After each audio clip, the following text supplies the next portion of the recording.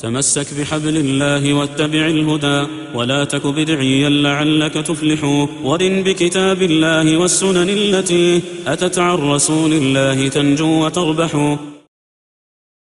Et si une personne demandait quelle est la sagesse de beaucoup jeûner durant le mois de Sha'ban? La réponse, il y a beaucoup de sagesse en cela. Et donc, je vais résumer certaines de ces sagesses en résumant la parole de l'imam Ibn Rajab, rahimahullah ta'ala. À savoir, la première sagesse, le jeûne de Sha'ban est celui aussi de Shawwal. Donc, le mois de Shawwal, c'est le 10e mois de l'année lunaire. Et donc, c'est le mois qui vient après Ramadan. Donc, le jeûne de Sha'ban et celui de Shawwal, c'est-à-dire du mois avant et après le Ramadan est semblable aux prières surérogatoires, avant et après la prière obligatoire. En effet, les prières avant et après la prière obligatoire complètent les manquements qui se trouvent dans la prière obligatoire. Et elles ont une immense récompense. Ce qu'on appelle as-salawat ar-ratiba ou ar-rawatib. Et c'est ainsi que le jeûne avant et après le Ramadan complète les manquements que le musulman peut avoir durant le Ramadan en commettant certains excès. Et la récompense de ce jeûne est donc exceptionnelle.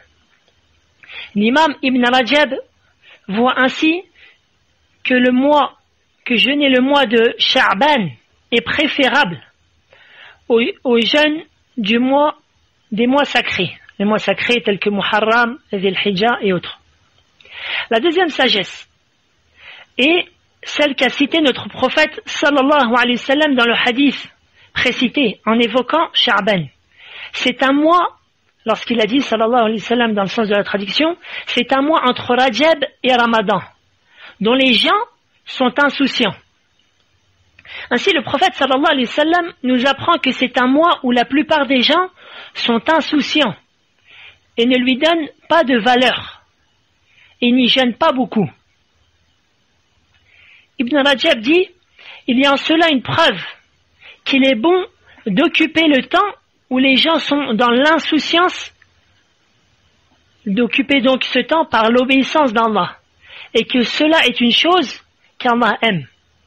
Ainsi se termine sa parole. Ainsi, lorsqu'on sait que les gens sont dans l'insouciance, fil rafla, alors à ce moment-là, l'adoration a une valeur qui augmente, qui est particulière, qui augmente. La troisième sagesse est celle qu'a citée notre prophète sallallahu alayhi wa sallam dans le hadith précité, lorsqu'il dit, et c'est un mois où les actions sont élevées vers le Seigneur de l'univers. J'aime que mes œuvres soient élevées tandis que je suis en état de jeûne. Ainsi, le prophète sallallahu alayhi wa sallam aimait jeûner le moment où ses œuvres sont présentées à Allah. Car le jeûne est une adoration qui satisfait Allah Azza wa Jal. Or, toutes les œuvres de l'année, c'est-à-dire toutes les œuvres que le serviteur accomplit durant l'année, elles sont élevées vers Allah Azza wa Jal durant le mois de Sha'ban.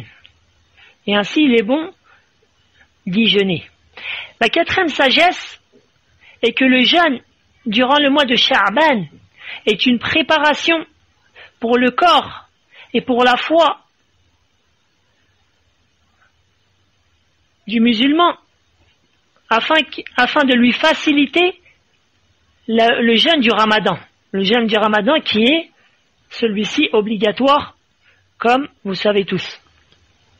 Ceci de sorte que le musulman débute le jeûne du Ramadan sans éprouver une grande peine. Et sans éprouver une grande difficulté à jeûner. Plutôt, il s'est habitué à jeûner et trouve une aisance dans cela, un délice dans cela et une force. Et certes, c'est Allah Ta'ala qui accorde la réussite.